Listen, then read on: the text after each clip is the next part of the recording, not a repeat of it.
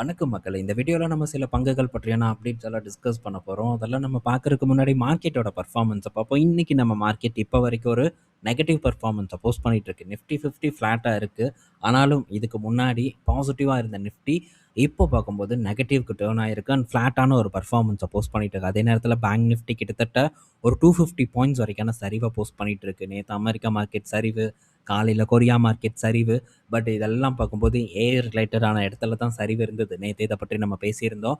And இது நம்ம மார்க்கெட்டுக்கு ஒரு வகையில் ஏதோ ஒரு வகையில் ஒரு பெனிஃபிட்டை கொடுக்கும் அப்படிங்கிறதுல மாற்று கருத்து இல்லை. குறிப்பாக இன்னைக்கு வங்கி பங்குகளில், அதுவும் HDFC போன்ற பங்குகள்லாம் பெரிய பர்ஃபார்மன்ஸ் இல்லை. ஆனால் அதே நேரத்தில் ஐடி நிறுவனங்களை நம்ம எடுத்துக்கிட்டால் மோஸ்ட்டாக லார்ஜ் கேப் ஐடி நிறுவனங்கள் 1% மேலான ஒரு ஏற்றத்தை கொடுத்துட்ருக்கு. ஸோ அனைத்து லார்ஜ் கேப் ஐடி நிறுவனங்கள் பங்குகளையும் நம்ம பார்க்கும்போது இன்னைக்கு டேயில் ஒரு நல்ல பர்ஃபார்மன்ஸ் அண்ட் ரெக்கவரை போஸ்ட் பண்ணிட்டு இருக்கிறத நம்மளால் பார்க்க முடியுது. ஸோ இந்த பர்ஃபார்மன்ஸ் நிலைக்குமான்னு பார்ப்போம். ஆனால் என்னை பொறுத்த வரைக்கும் இன்னும் ப்ரெஷர் இருக்குது அப்படின்னு தான் நான் நினைக்கிறேன். ஃபர்தராக மேபி ஏதாச்சும் ஒரு சரிவு ஏற்பட்டுதுன்னா அதான் நான் கண்டிப்பாக ஆப்பர்ச்சுனிட்டியாக தான் பார்ப்பேன். பார்க்கும்போது அதை பற்றி உங்கள் கூட நான் கண்டிப்பாக ஷேரும் பண்ணுறேன். ஸோ அடுத்தது ஆட்டோ செக்டர் எடுத்து பார்த்தா ஒரு மிக்சடு பர்ஃபார்மன்ஸ் ஓடிட்டு இருக்கு. கரண்ட்டாக மாருதி பார்க்கும்போது பாசிட்டிவ் பர்ஃபார்மன்ஸ் கிட்டத்தட்ட 1.5% ஏறி இருக்கு. மகேந்திரா அண்ட் மகேந்திரா ஒரு 1.5% வரைக்கும் ஏற்றத்தை கொடுத்துருக்கு. பட் டாடா மோட்டார்ஸ் நெகட்டிவ் பர்ஃபார்மன்ஸை கொடுத்துட்ருக்கு. அசோக் லேலாண்ட் பார்க்கும்போது நெகட்டிவ் பர்ஃபார்மன்ஸை போஸ்ட் பண்ணிட்டு இருக்கு.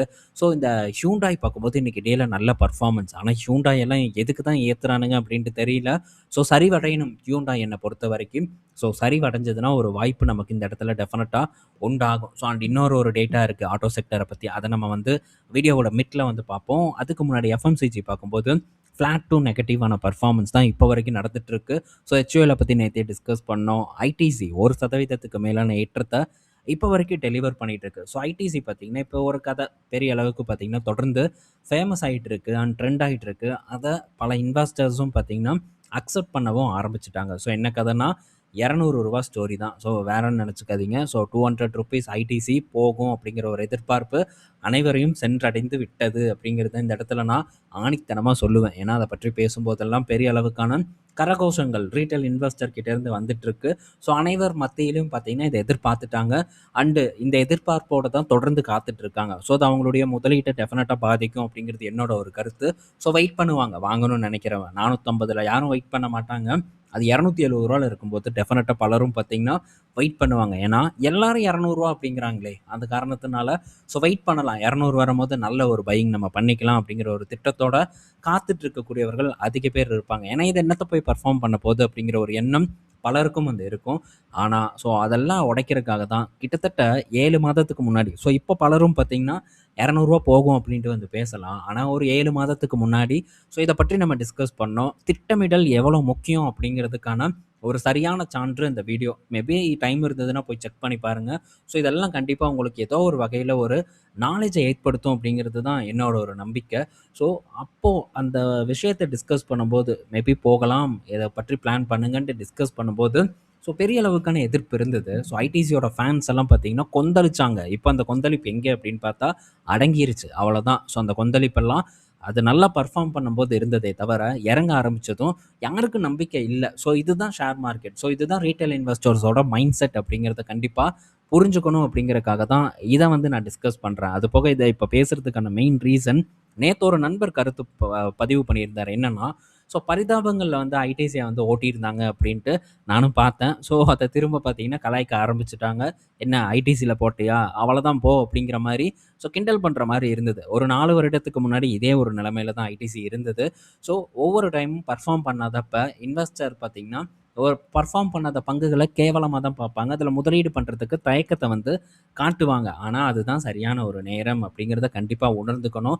ஸோ ஒரு பங்கு நல்லா இருக்கும்போதே இது இப்படி நடந்ததுன்னா நான் இப்படி பண்ணுவேன்ப்பா அப்படின்ட்டு ஒரு பிளானை நம்ம போட்டு வச்சோம்னா அந்த பிளான் படி நம்ம சரியாக பயணம் பண்ணிகிட்டு இருப்போம். அதர்வைஸ் நம்ம எந்த பிளானும் இல்லாமல் இருந்தோம்னா 400ல் வாங்குவோம், 270 வரும்போது வாங்க தயங்குவோம். இது அவங்க மனசாட்சிக்கு தெரியும். அவங்கவுங்க என்ன பண்ணுறாங்க அப்படிங்கிறது அவங்களுக்கு தான் தெரியும். ஸோ இது நம்ம இந்த திட்டமிடல் எவ்வளோ முக்கியம் அப்படிங்கிறத தொடர்ந்து பேசிக்கிட்டே தான் இருக்கோம். அது என்ன நிறுவனமாக இருந்தாலும் சரி, ஐடிசியாக இருந்தாலும் சரி, டிசிஎஸ்ஸாக இருந்தாலும் சரி, திட்டமிடாமல் இல்லாமல் நான் இதே திட்டமிடல் இல்லாமல் டிசிஎஸ்ஸை வாங்கியிருந்தேன்னா இப்போ என்னோட நிலைமை நினச்சி பாருங்கள்.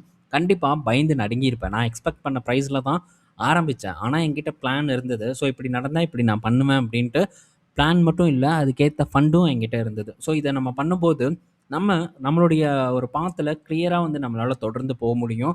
ஸோ பெரிய அளவுக்கு மார்க்கெட்ல நடக்கக்கூடிய அதிர்ச்சிகரமான விஷயங்கள் நம்ம பாதிக்காம இருக்கும். ஸோ அதெல்லாம் ரொம்ப முக்கியம் அப்படிங்கிறதுக்காக தான் டிஸ்கஸ் பண்றோம். பட் ஒரு நிறுவனத்துல ஒரு செயல் நடக்க போகுது அப்படிங்கிறத, அது நடக்கிறதுக்கு முன்னாடியே நம்ம ஒரு அலர்ட்ட குடுத்தோம்னா, அதுக்கு பெரிய மதிப்பில்ல. மாறா பார்த்தீங்கன்னா, திட்டுறது தான் அதிகமா வந்து இருக்கு. ஸோ அதெல்லாம் பார்க்கும்போது தான் நமக்கு கொஞ்சம் கடுப்பா இருக்கு. ஏன்னா இப்ப பேசும்போது, சூப்பர் கரெக்ட் நீங்க சொல்றது தான் கரெக்ட்" அப்படின்ட்டு பலரும் பார்த்தீங்கன்னா கை தட்டிட்டு இருக்காங்க. ஆனா அப்ப பேசும்போது திட்டிட்டு இருந்தாங்க நெறைய பேரு. ஸோ திட்டினவங்கலாம் ஆள் காணாம போயிட்டாங்க. தம்ப்நெயில பார்க்குறது, "என்ன இவன் ரூ. 200 சொல்றான், இவன் எப்படி சொல்லலாம்?" அப்படின்ட்டு வந்து ஒரு 4 வார்த்தை கமெண்ட்ட வந்து போட்டுட்டு ஓடிர்றாங்க. ஆனா அந்த தருணத்திலயும் நமக்கு பல நண்பர்கள் ஆதரவா இருந்தாங்க. ஸோ இதே தான் டாடா மோட்டார்ஸ்ல நடந்தது. அந்த டைம்லயும் நண்பர்கள் நெறைய பேர் ஆதரவா இருந்தாங்க. இப்பவும் இருந்துட்டு இருக்காங்க. ஸோ ஆதரவா இருக்கக்கூடிய நண்பர்கள் இருக்கும் வரை, நம்ம தொடர்ந்து நம்மளுடைய சப்போர்ட் எந்த அளவுக்கு குடுக்க முடியுமோ, அந்த அளவுக்கு குடுக்குறதுக்கு நான் டெஃபினட்டா வந்து ட்ரை பண்ணுவேன். ஸோ ஒன்ஸ் வந்து சப்போர்ட் எல்லாம் போகுது, ஒண்ணும் இல்ல அப்படிங்கிற பட்சத்தில கமர்ஷியலா மாறுறத தவிர எனக்கும் வேற வழி இல்ல. ஸோ இப்போ வரைக்கும் நம்ம நல்லா வந்து போயிட்டுருக்கோம். தொடர்ந்து அப்படியே வந்து போவோம். அப்படி போகும்போது, ஸோ என்னால எந்த அளவுக்கு ஒரு பெனிஃபிட்ட கொண்டு வந்து நம்ம நண்பர்கள் இடையில் சேர்க்க முடியுமோ, அந்த அளவுக்கு வந்து சேர்ப்பதற்கு நான் டெஃபினட்டா முழு முயற்சி பண்ணுவேன். ஸோ அதில எந்த விதமான மாற்று கருத்தும் இல்ல. ஸோ தொடர்ந்து நம்ம ஒன்றா பயணிப்போம். நம்ம நண்பர்கள் எங்கேயுமே இங்கே போட்டாலும் சரி ஆதரவு குடுப்பாங்க. அதேமாரி ரேட்டல் ஆப்ஷன்ல போட்டாலும், ஸோ ஒரு 1000 நண்பர்கள்னாலும் 1000 பேர் பார்த்தீங்கன்னா, ஒரு ஆதரவ வந்து குடுப்பாங்க. ஸோ அதில ரொம்ப குறிப்பிட்ட நண்பர்கள் தொடர்ந்து வருடக்கணக்கில பார்த்தீங்கன்னா, நம்ம கூட பயணம் பண்ணிட்டு வந்துட்டு இருக்காங்க. ஸோ அவங்களுக்கு நம்மள பத்தி எல்லாம் ஃபுல்லா ஏ டூ இசட் வந்து அவங்களுக்கு தெரியும். ஸோ எப்படி நம்ம பங்குகள பார்க்குறோம் அண்டு எப்படி வந்து ஒரு பீக்ல இருக்கக்கூடிய பங்குகள அவாய்ட் பண்றோம். அது எவ்வளோ பெரிய நிறுவனமா இருந்தாலும், எந்த வேல்யூவேஷன்ல இருந்தாலும், ஸோ என்னென்ன ரீசன்கள நம்ம முன்வைக்கிறோம் அப்படிங்கிற புரிதல் கண்டிப்பா அவர்களுக்கு இருக்கும். அ தொடர்ந்து நம்ம ஒன்றா பயணிக்கணும் அப்படிங்கிறது தான் என்னோட ஒரு ஆசையும் இருக்கு. தொடர்ந்து நம்ம பயணிப்போம். அடுத்து நம்ம பார்க்க போறது பார்த்தீங்கன்னா, ஐடி நிறுவனமான டிசிஎஸ் பற்றியான அப்டேட் தான். ஸோ பிஎஸ்என்எல் கான்ட்ராக்ட் பார்த்தீங்கன்னா, டிசிஎஸ்க்கு திரும்ப கிடைச்சிருக்கு. கிட்டத்தட்ட 3000 கோடி மதிப்பிலான கான்ட்ராக்ட் வெறும் டிசிஎஸ்க்கு மட்டும் இல்ல, ஐடிஐங்கிற நிறுவனத்துக்கும் சேர்ந்து கிடைச்சிருக்கு. ஸோ மேபி டிசிஎஸ் கிட்ட இருந்து தேஜஸ் நெட்வொர்க்குக்கு வந்து போகும். இது தேஜஸ் நெட்வொர்க்குக்கும் பாசிட்டிவா இருக்கு. பட் பிஎஸ்என்எல்லாலேயே பல கோடி ரூபாய் மதிப்பிலான கான்ட்ராக்ட்ஸ் பார்த்தீங்கன்னா, டிசிஎஸ்க்கு வந்து கிடைச்சிருக்கு. ஸோ பெரிய அளவுக்கு பெனிஃபிஷியரா டிசிஎஸ் பார்த்தீங்கன்னா இருக்காங்க பிஎஸ்என்எல் மூலியமா. ஸோ இதுக்கு முன்னாடி கிட்டத்தட்ட 17,000 19,000 கோடி மதிப்பிலான கான்ட்ராக்ட வின் பண்ணியிருந்தாங்க. அது ரெவென்யூல பெரிய அளவுக்கு ப்ளே பண்ணுச்சு. மோஸ்ட்டா கவர்மெண்ட்டோட கான்ட்ராக்ட்ஸ் எல்லாம் பாருங்க, மேக்ஸிமம் வந்து டிசிஎஸ்க்கு தான் வந்து போகும். ஸோ அந்த அளவுக்கு கான்ட்ராக்ட்ட வாங்கக்கூடிய ஒரு இடத்துல டிசிஎஸ் இருக்காங்க. இதே இடத்துல ஸோ வேற ஏதாச்சும் இந்த ஏஏ அப்படிங்கிற நிறுவனங்கள் மேபி ஏதாச்சும் இருந்தது அப்படின்னா, ஸோ என்ன மாரியான ஒரு கருத்துக்கள் பதிவாகும் அப்படிங்கிறத நீங்க யோசிச்சு மட்டும் பாருங்க. ஸோ நம்ம இந்த குரூப் அப்படிங்கிறனால பெருசா பேசுறது இல்ல. மேபி பிடிக்காத சில குரூப்ஸ் இருக்கும். அந்த குரூப்ஸ் கிட்ட இந்த கான்ட்ராக்ட்ஸ் எல்லாம் போகுதுன்னா, அவ்வளோதான் இப்படி பண்ணிட்டாங்க, அப்படி பண்ணிட்டாங்க அப்படின்ட்டு கத்துன்னு கத்த வேண்டியது. ஆனா, ஒரு இன்வெஸ்டரா நம்ம அதெல்லாம் பார்க்கணுமான்னு கேட்டா டெஃபினட்டா இல்ல. ஸோ இந்த கான்ட்ராக்ட்னால என்ன ஒரு பயன் அடைய போகுது நிறுவனம், அண்ட் இந்த நிறுவனத்தினால நம்ம என்ன பயனடைய போறோங்கிறத பார்த்தாலே போதும். ஸோ நம்மளுடைய வெற்றி உறுதி செய்யப்படும் அப்படிங்கிறது என்னோட கருத்து. ஓகே. ஸோ இது டிசிஎஸ பொறுத்தவரைக்கும் நல்ல செய்தியா நான் பார்க்குறேன். அடுத்தது நியூஜென் கிட்ட இருந்து அப்டேட் வந்திருக்கு. ஸோ நெட் ப்ராஃபிட் பார்க்கும்போது டிக்ளைன் ஆயிருக்கு.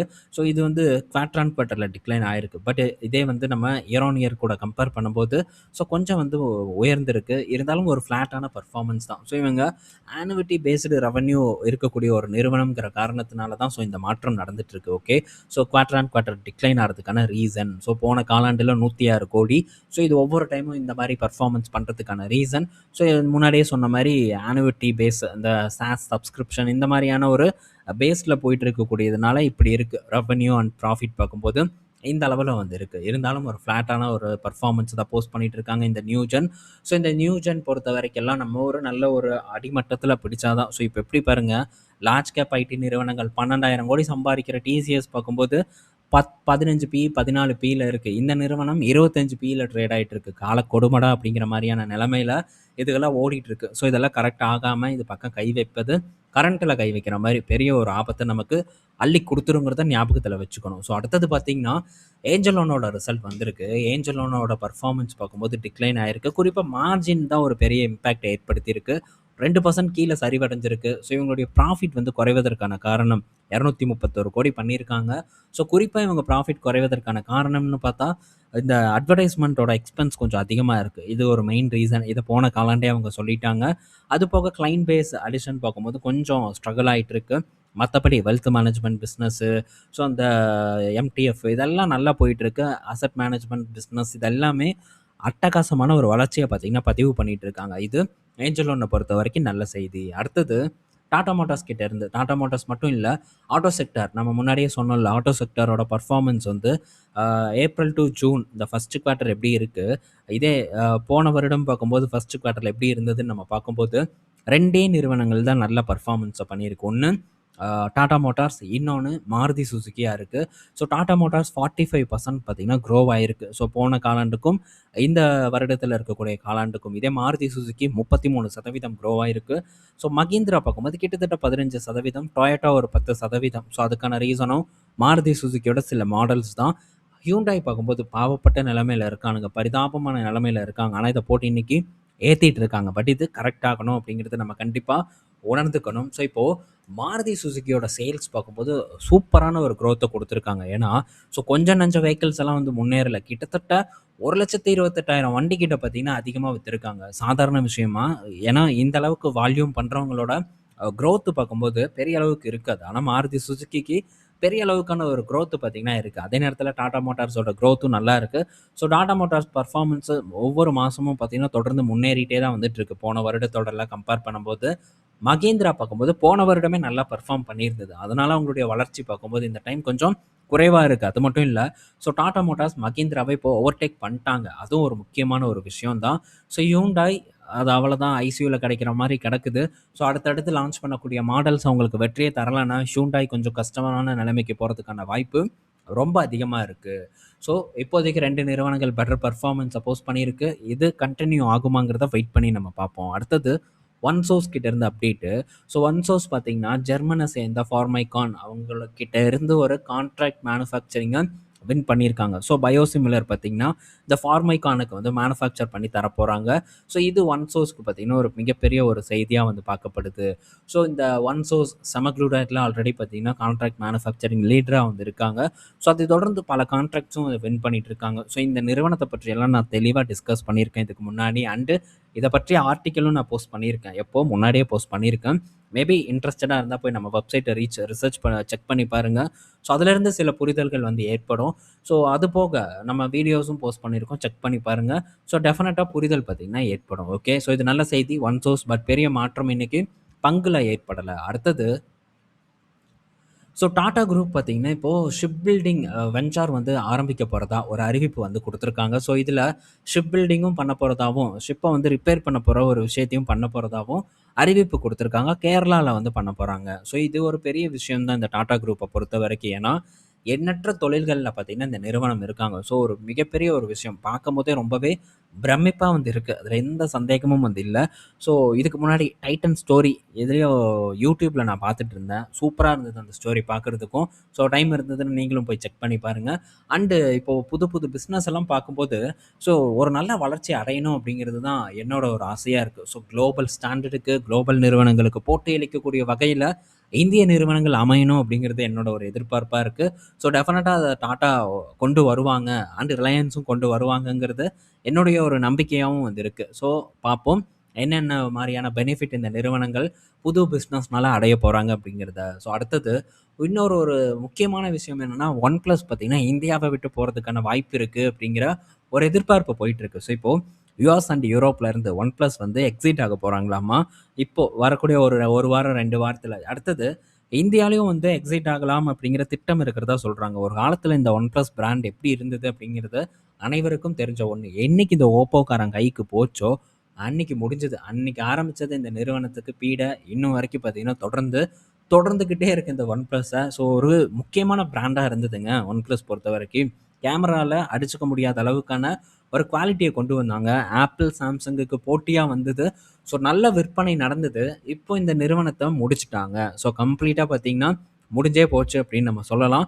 ஸோ இப்ப நம்ம நாட்டிலேயே பெருசா ஒன் பிளஸ்க்கான ஒரு மவுஸ் இல்ல. ஸோ நான் ஒன் பிளஸ் தான் வந்து யூஸ் பண்றேன். ஸோ பெருசா மவுஸ் இல்ல. இது 2வது OnePlus device. So first டிவைஸ்க்கும் இப்போ நான் யூஸ் பண்ணக்கூடிய டிவைஸ்க்கும் ரொம்ப டிஃப்ரெண்ட் இருக்கு. ஸோ ஃபர்ஸ்ட்டு டிவைஸ் செம்ம குவாலிட்டியா இருந்தது. OnePlus 6. இப்போ யூஸ் பண்றது 11 வந்து யூஸ் பண்றேன். ஸோ பெருசா நல்லா இல்ல. எனக்கு புடிக்கல. OnePlus 6ல இருந்தது. எனக்கு இந்த 11ல வந்து புடிக்கல. ஸோ அவ்வளோதான். பிராண்டுக்கு இழுத்தி மூடியாச்சு. ஸோ இதுதான் நல்ல ஒரு பெர்ஃபார்ம் பண்ற பிராண்ட இந்த பிராண்ட ஒரு பிரீமியம் பிராண்டா இவங்களால கொண்டு வந்திருக்க முடியும் ஓப்போ. ஆனா, அத வேணும்னே பார்த்தீங்கன்னா முடிச்சு விட்டுட்டாங்க அப்படிங்கிறது தான் என்னோட கருத்தா வந்து இருக்கு. ஸோ விவோ பார்க்கும்போது இப்போ நம்ம நாட்டுல பெரிய அளவுக்கான ஒரு ஒரு சேல்ஸ வந்து நடத்திட்டு வந்துட்டு இருக்காங்க. ஸோ இது ரொம்பவே பெரிய விஷயம் தான். இந்த விவோவ பொறுத்தவரைக்கி. ஸோ விவோ டிக்ஸானோட ஜேவிக்கு அப்ரூவலும் வந்து கிடைச்சிருச்சு. அதுவும் ஒரு பாசிட்டிவ் நியூஸ். அத கொஞ்சம் ரிசர்ச் பண்ணணும். பண்ணிட்டு அத பத்தி டிஸ்கஸ் பண்ணுவோம். வாங்குறோம், வாங்கலங்கிறது 2வது. ஸோ நம்ம சும்மா இருக்கும்போது அத உட்காந்து ஸ்டடி பண்றதுல எந்த தவறும் இல்ல. டெஃபினட்டா பண்ணிட்டு, அத என் கூட மட்டும் வச்சுக்காம கண்டிப்பா உங்க கூடயும் ஷேர் பண்றதுக்கு நான் ட்ரை பண்றேன். ஓகே. ஸோ இந்த வீடியோல பல இன்ஃபர்மேஷன் நம்ம பார்த்திருப்போம். பயனுள்ளதா இருக்கும்னு நான் நினைக்கிறேன். ஈவினிங் நம்ம இன்னொரு வீடியோல மீட் பண்ணுவோம். பாய் மக்களே.